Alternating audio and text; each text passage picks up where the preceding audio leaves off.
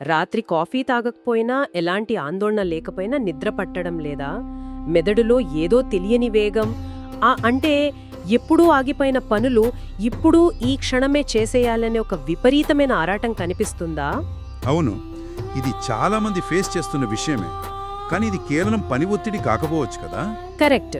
మనం ఈ రోజు విశ్లేషిస్తున్న మూలాల ప్రకారం చూస్తే మే 17, 2026 నుంచి మే 24 వరకు కుంభరాశి వారి మెదడులో ఒక కాస్మిక్ సాఫ్ట్వేర్ అప్డేట్ జరుగుతోందని చెప్పొచ్చు.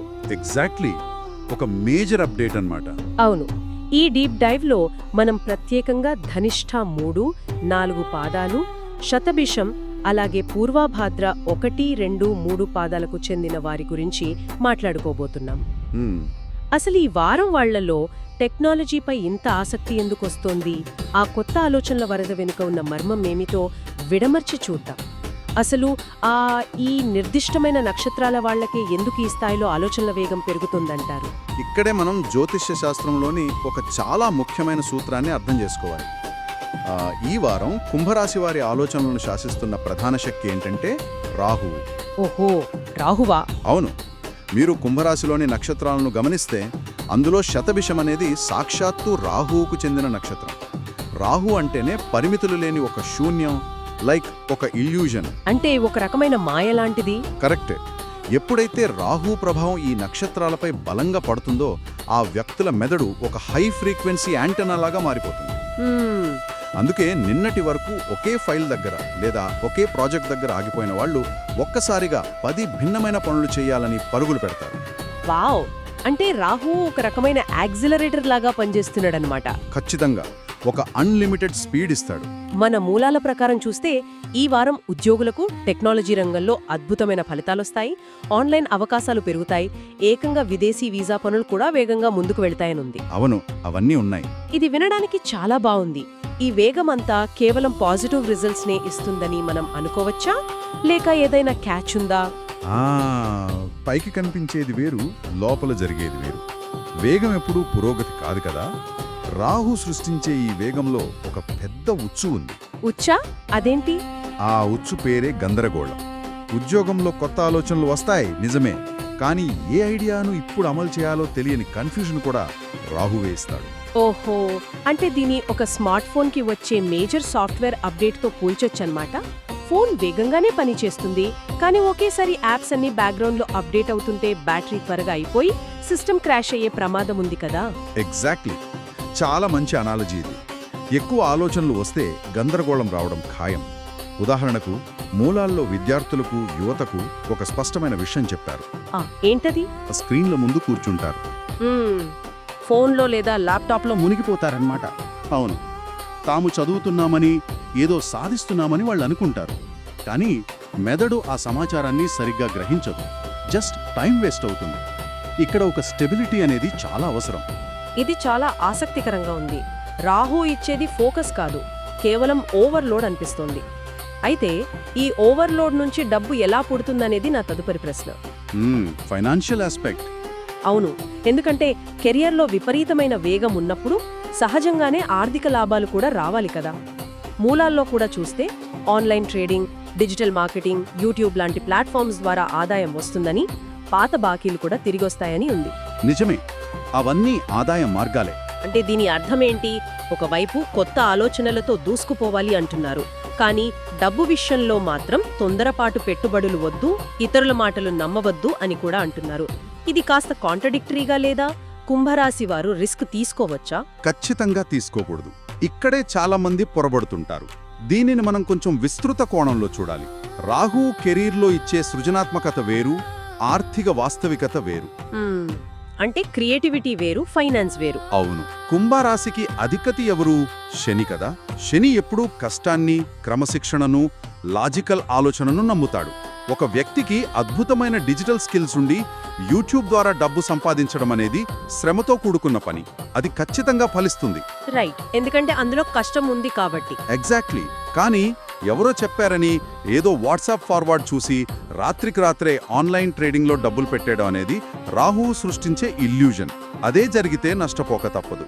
సృజనాత్మకత ఉంది కదా అని డబ్బుతో ఆడుకోకూడదు. అబ్బా, అంటే ఇన్వెస్ట్మెంట్స్ విషయంలో చాలా జాగ్రత్తగా ఉండాలన్నమాట. ఈ పాయింట్ దగ్గరే నాకు మూలాల్లో ఉన్న ఇంకో ఇంట్రెస్టింగ్ అంశం మీద ఆసక్తి పెరిగింది. ఏంటది? ఈ గందరగోళాన్ని, తొందరపాటును తగ్గించడానికి కొన్ని అదృష్ట రంగులను సూచించారు. స్కై బ్లూ, వైలెట్, నలుపు, టర్కాయిజ్ గ్రీన్ ఇవి వారమంతా శుభాన్ని ఇస్తాయని చెప్పారు. అలాగే 4, 7, 8 అదృష్ట సంఖ్యలని కూడా రాసుంది. అవును. పైకి చూస్తే ఇదంతా ఏదో నమ్మకంలాగా లేదా అంధవిశ్వాసంలాగా అనిపిస్తుంది కొంతమందికి. ఒక రంగు బట్టలు వేసుకోవడం వల్ల ఆర్థిక నిర్ణయాలు ఎలా మారిపోతాయి? దీని వెనుకేదైనా బలమైన కారణం ఉందా అసలు? రంగులు మాయ చెయ్యవు, కానీ మన మనస్తత్వాన్ని ఖచ్చితంగా ప్రభావితం చేస్తాయి. ఇదొక సైకలాజికల్ ట్రిక్ లాంటిది. ఓహో, సైకలాజికల్ ట్రిక్కా? ఎలాగంటే? మనం ముందే మాట్లాడుకున్నాం కదా, రాహు అనేది ఒక అదుపులేని ఫ్రీక్వెన్సీ అని. దాన్ని కంట్రోల్ చెయ్యాలంటే శని ప్రభావం కావాలి.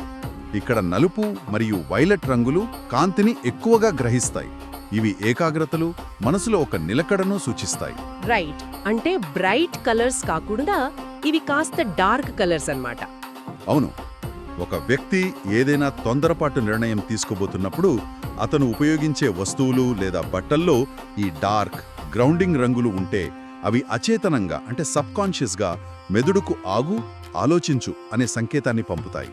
వావ్, ఇది చాలా బాగుంది వినడానికి. మరి ఈ టర్కాయిజ్ గ్రీన్ సంగతేంటి? టర్కాయిజ్ గ్రీన్ అనేది భావోద్వేగాలను శాంతపరుస్తుంది, మనసులో ఉన్న ఒక రకమైన అలజడిని తగ్గిస్తుంది. ఇకపోతే 8 అనేది శని సంఖ్య. ఈ సంఖ్యను వాడటం ద్వారా పనుల్లో ఒక స్ట్రక్చర్, ఒక ఆర్డర్ వస్తుంది. రాహు వేగానికి శని బ్రేకులు వేయడమే ఈ రంగుల, సంఖ్యల అసలు ఉద్దేశం. అద్భుతం. ఎంత పవర్ఫుల్ ఇంజిన్ ఉంటే ఆ కార్కి బ్రేకింగ్ సిస్టమ్ అంత స్ట్రాంగ్గా ఉండాలన్నమాట. ఖచ్చితంగా. బ్రేకులు లేని కారు ప్రమాదమే కదా. సరే, ఇప్పుడు ఈ technology, online trading, office projects, ఈ కెరీర్ వాతావరణం నుంచి ఒక వ్యక్తిని తీసుకువెళ్ళి ఇంట్లో కూర్చోబెడదాం. మెదడు మొత్తం గ్లోబల్ విషయాలతో, డిజిటల్ స్పీడ్తో నిండిపోయున్నప్పుడు పక్కనే ఉన్న భార్యతోనో భర్తతోనో మాట్లాడాలంటే వాళ్ళెలా స్పందిస్తారు? ఆన్లైన్లో ప్రపంచాన్ని కనెక్ట్ చేసే ఈ టెక్నాలజీ ఇంట్లో వాళ్ళను డిస్కనెక్ట్ చేస్తుందా? 100% అదే జరుగుతుంది. అందుకే మూలాల్లో స్పష్టంగా ఒక హెచ్చరిక కూడా ఉంది. కుటుంబంలో ప్రేమ కనిపిస్తుంది, కానీ అదే సమయంలో ఒక తెలియని దూరం కూడా వస్తుందని చెప్పారు. ఒకే ఇంట్లో ఉంటూ కూడా దూరం పెరగడం అంటారు కదా, అదేనా? అవును. దీనికి కారణం కమ్యూనికేషన్ గ్యాప్. కెరియర్ పరుగులో పడి రేపటి ఫ్యూచర్ ప్లాన్స్ గురించి బ్రెయిన్లో వేల లెక్కలు వేసుకుంటూ ఆ విషయాలను కుటుంబ సభ్యులతో పంచుకోకపోవడం వల్లే ఈ మానసిక దూరం వస్తుంది. అంటే భావాలను లోపలే ఉంచుకోవద్దు అని మూలాలు చెప్పడానికి కారణం ఇదేనా? అవును, ఎగ్జాక్ట్లీ. చిన్న విషయాలను పెద్దవి చేసి చూడవద్దు అని అందుకే చెప్పారు. దాంపత్య జీవితంలో ఒకరినొకరు అర్థం చేసుకోవాలంటే మాట్లాడుకోవడం ఒక్కటే మార్గం. ఆఫీస్లో ఎంత ఎఫెక్టివ్గా మాట్లాడుతున్నారు, ఇంట్లో కూడా అదే ఓపెన్ కమ్యూనికేషన్ ఉండాలి. పెద్దల సలహాలు కూడా తీసుకోవడం మంచిది. అలాగే ప్రయాణయోగం కూడా ఉంటుందని చెప్పారు. బహుశా అది కుటుంబ బంధాలను బలపరుస్తుంది కాబోలు. అంటే ఆన్లైన్లో ఎంత యాక్టివ్గా ఉంటున్నారో ఆఫ్లైన్లో ఇంట్లో కూడా అంతే ఎక్స్ప్రెసివ్గా ఉండాలన్నమాట. ఇక్కడే అసలు విషయం చాలా ఆసక్తికరంగా మారుతుంది. చెప్పండి. మూలాలను గమనిస్తే మహిళల గురించి ఒక ప్రత్యేకమైన, చాలా పాజిటివ్ ప్రస్తావన ఉంది. ఈ వారం కుంభరాశి మహిళలకు ఆత్మవిశ్వాసం, స్వతంత్ర ఆలోచనలు విపరీతంగా పెరుగుతాయని రాసుంది. అవును, వాళ్ళకి సమాజంలో గౌరవం దక్కుతుందని కూడా ఉంది. రైట్. గృహిణులు ఇంటి అలంకరణపై దృష్టి పెడతారని, ఉద్యోగ మహిళలకు ఆఫీస్లో కొత్త అవకాశాలు, ప్రశంసలు దక్కుతాయని ఉంది. అసలు ఈ ఒక్క వారంలోనే మహిళలకు ఇంత పవర్ రావడం వెనుకున్న కారణమేమిటి? ఇది కేవలం ఏదైనా యాదృచ్ఛికమా? ఇది యాదృచ్ఛికం మాత్రం కాదు. ఇది రాహు యొక్క మరొక లక్షణమని చెప్పొచ్చు. ఓహో, ఎలాగా? రాహు ఎప్పుడూ పాత సంప్రదాయాలను, కట్టుబాట్లను బద్దలు కొట్టడానికి ఇష్టపడతాడు. సమాజంలో సాధారణంగా ఉండే కొన్ని హద్దులను దాటి ఆలోచించే శక్తిని, ఆ ధైర్యాన్ని రాహు ఈ వారం మహిళలకు ఇస్తున్నాడు.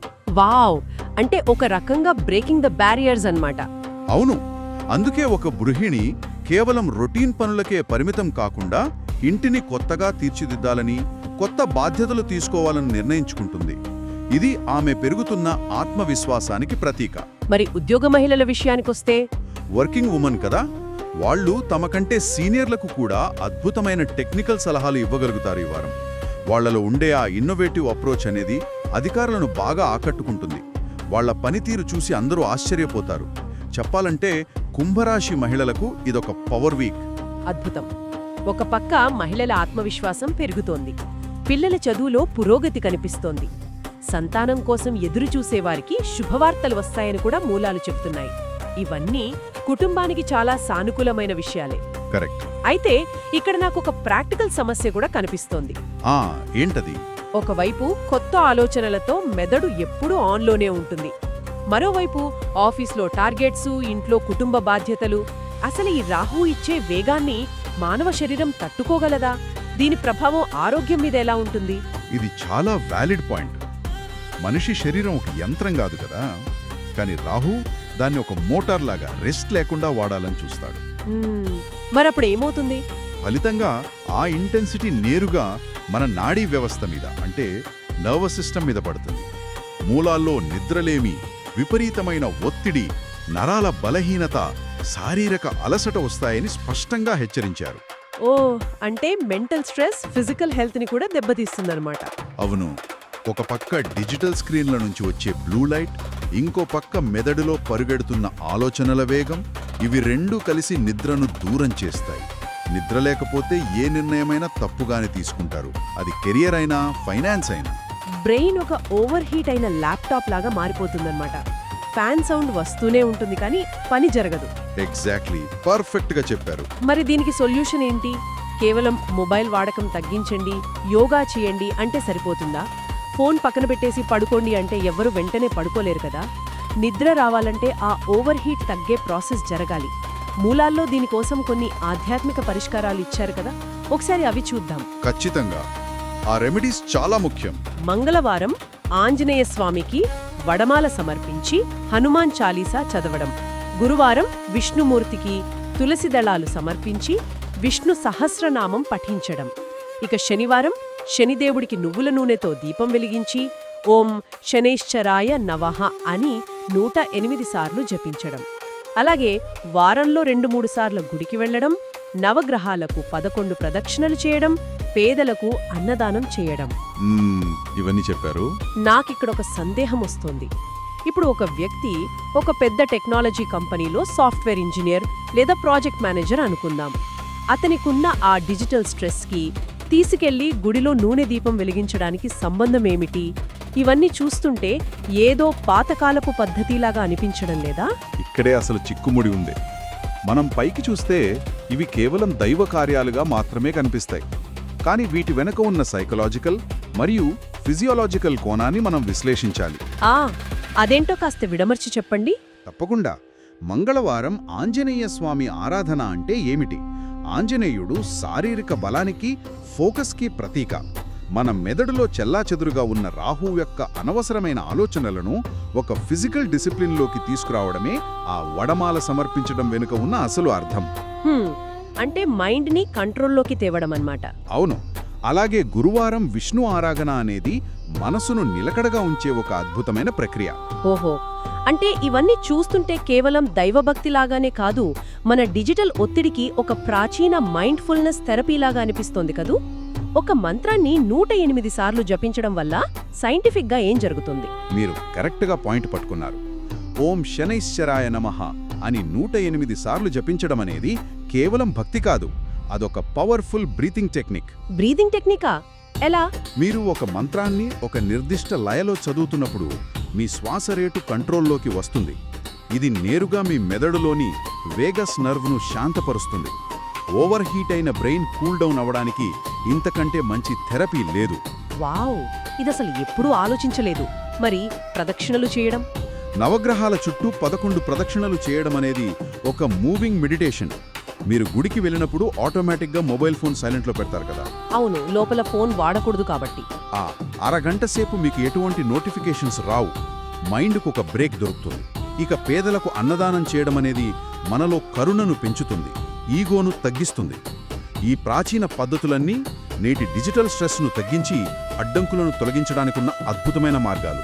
అంటే ఆ గుడి వాతావరణం, ఆ దీపాల కాంతి, ఆ మంత్రాల ధ్వని అన్నీ కలిసి మనల్ని డిజిటల్ ప్రపంచం నుంచి డిస్కనెక్ట్ చేసి రియాలిటీకి కనెక్ట్ చేస్తాయన్నమాట. ఎగ్జాక్ట్లీ. మనస్సు ప్రశాంతంగా ఉన్నప్పుడే కదా ఆఫీస్లో సరైన నిర్ణయాలు తీసుకుని ప్రమోషన్లు సాధించేది లేదా వ్యాపారంలో సరైన పెట్టుబడులు పెట్టేది. ఆధ్యాత్మికత అనేది కేవలం పుణ్యం కోసం కాదు, మన రోజువారీ జీవితంలో ఆర్థిక స్థిరత్వానికి కూడా ఒక టూల్లాగా వాడొచ్చు అని మూలాల ఉద్దేశంలాగా ఉంది. 100%. సృజనాత్మకతకు ఆకాశమే హద్దుండొచ్చు, కానీ ఆచరణకు మాత్రం 2 కాళ్ళు ఎప్పుడూ భూమి మీదే ఉండాలి కదా. రాహు మిమ్మల్ని ఆకాశంలో విహరించేలా చేస్తే, ఈ ఆధ్యాత్మిక పనులు, శని ప్రభావం మిమ్మల్ని మళ్లీ భూమి మీద నిలబడతాయి.